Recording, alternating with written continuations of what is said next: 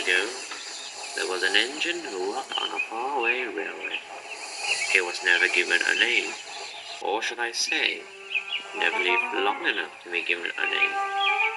You see, all engines, when they are built, are friendly and hard-working. But once in a while, engines come out bad. And I'm sorry to say that this engine came out very bad indeed. No one knows how he came to be built, or what led him to do the things he did, but he left a path of destruction that haunts his controller to this very day.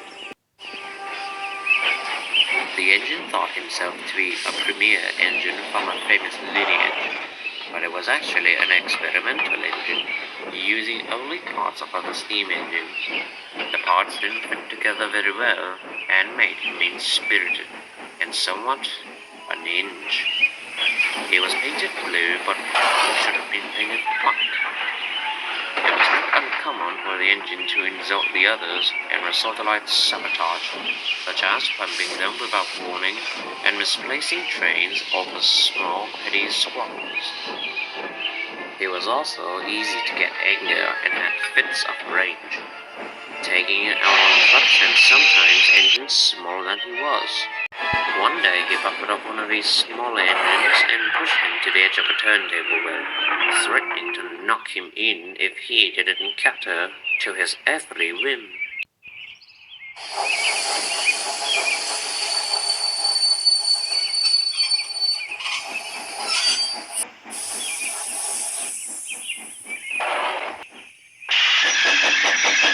The big engines were furious and confront him about his awful behavior.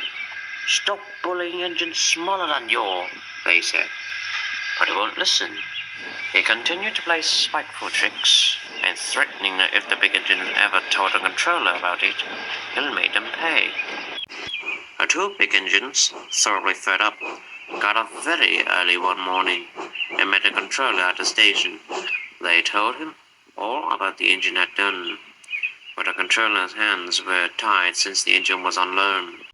"I can't do anything but put in a report to the engine's company," said the controller. One of the big engines left to take a train, and the other remained at the station trying desperately to plead their case. It is said that the bad engine was passing through the yard at the time and saw the big engine. Needless to say, he was immediately suspicious.